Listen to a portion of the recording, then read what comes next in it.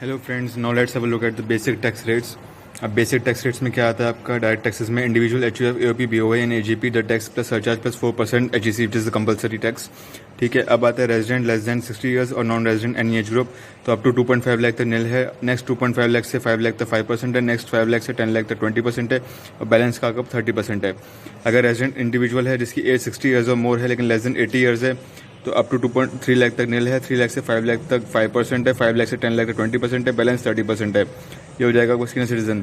अब other resident individual जिसकी as 80 years और मोर है, सुपर सीनियर सिटीजन हो गया, अप टू 5 लाख तक नील है, 5 लाख टू 10 लाख 20% है, बैलेंस पे 30% है।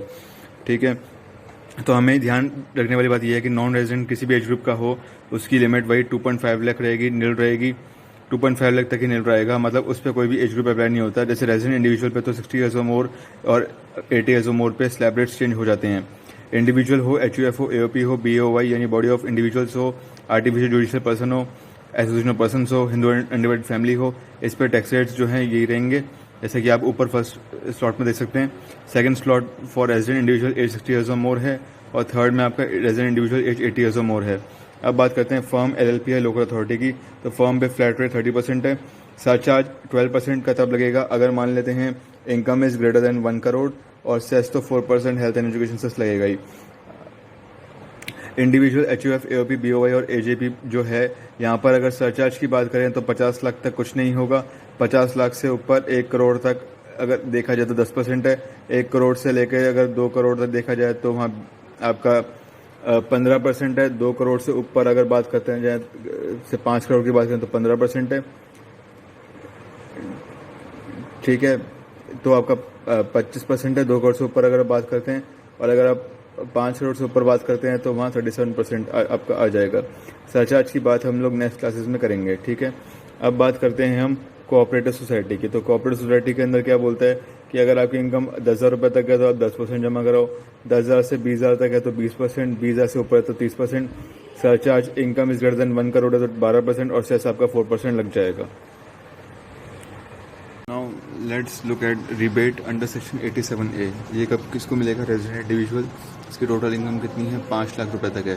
तो इनकम अगर 5 लाख तक है और टैक्स 5 लाख पे निकालेंगे हम लोग, 2.5 लाख तक से 5 लाख तक 12,500, टैक्स आ जाएगा 12,500। रिबेट अंडर सेक्शन 87 है 12,500। तो रिबेट का अमाउंट कितना होगा? 12,500 या 100% of tax which is lower, तो ये आ जाएगा अपने पास 12,500 और ये आ जाएगा नॉट नेट टैक्स पेबल नील। अगर टैक्स हमारा 3 लाख पे निकालना है तो वही सेम प्रोसेस रहेगा, अप टू 2.5 लाख तक नील, 2.5 लाख से 3 लाख तक 50,000 हुआ, उसका 5% 2,500।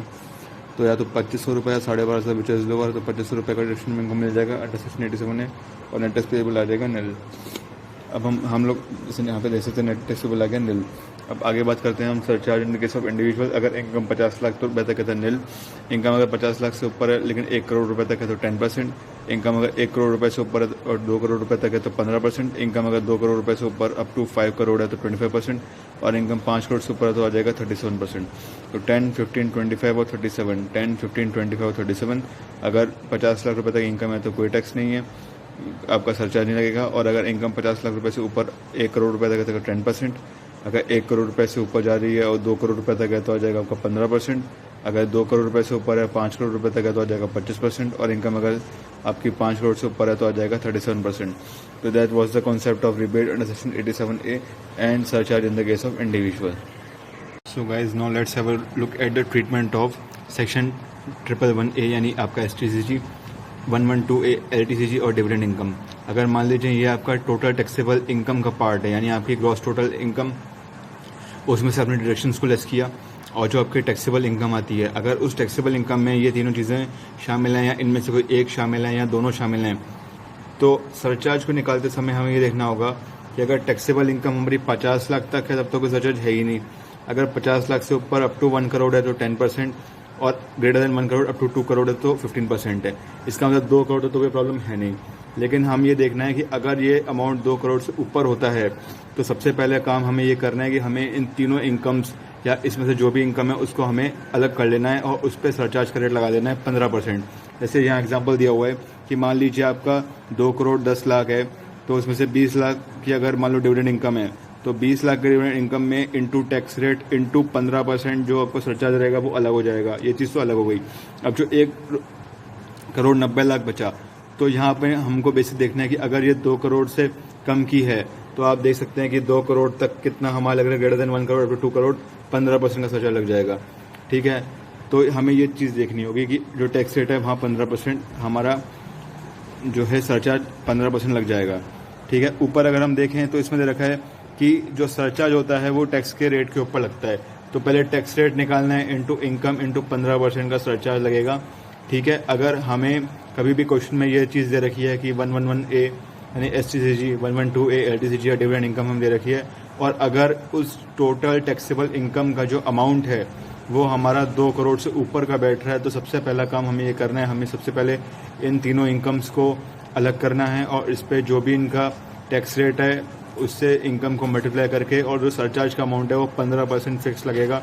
ठीक है, लेकिन और जो बैलेंस इनकम होगी वो हमें देखना पड़ेगा कि अगर वो आपकी 1 करोड़ से ज़्यादा 2 करोड़ तक है तो 15%, और अगर उसके 2 करोड़ से ज़्यादा 5 करोड़ तक है तो आपका लग जाएगा 25%, और अगर 5 करोड़ से ऊपर है तो लग जाएगा 37%, मतलब वो नॉर्मल चलेगा।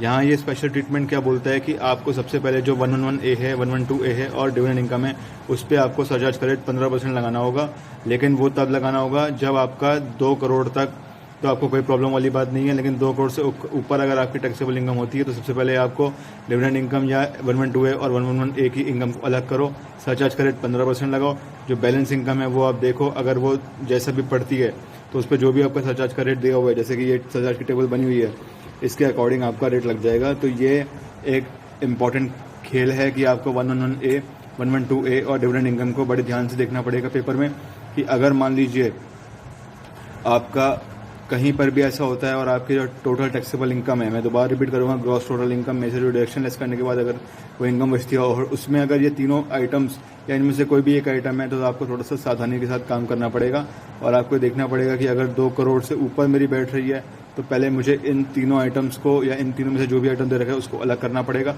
उस पर सरचार्ज का रेट 15% लगेगा, और जो बैलेंस इनकम होगी वो आपका जैसे भी एज पर दी टेबल है सरचार्ज की उस हिसाब से उसके अकॉर्डिंग लग जाएगा। Okay, so now let's have a look at the tax rates in case of companies. Domestic company में फ्लैट 30% और फॉरेन कंपनी में फ्लैट 40% सरचार्ज रहेगा। ग्रेटर देन अगर इनकम है 1 करोड़ तो 7%, अप टू 10 करोड़ तक है तो, और इनकम अगर ग्रेटर देन 10 करोड़ से तो डोमेस्टिक कंपनी के केस में रहेगा आपका 12%। तो सरचार्ज का रेट क्या रहेगा in case of domestic company 7% और 12%, और फॉरेन कंपनी के केस में रहेगा अगर income is greater than 1 crore up to 10 crore है तो 2%, और इनकम इज ग्रेटर देन अगर 10 करोड़ है तो 5%। HEC रहेगा एट द रेट ऑफ 4%। ठीक है, तो अगर प्रीवियस ईयर 18-19 में कंपनी जो है कि ग्रॉस रिसीट्स है turnover does not exceed 400 crore, तो आपका रहेगा असेसमेंट ईयर 21-22 के लिए टैक्स रेट रहेगा 25%। बट ये सिर्फ और सिर्फ डोमेस्टिक कंपनीज को गवर्नमेंट ऑफ इंडिया ने as per the finance act 2019 ये बेनिफिट दिया है। ठीक है, तो ये आपके टैक्स रेट्स हो गए, एक बार आप इसको देख सकते हैं।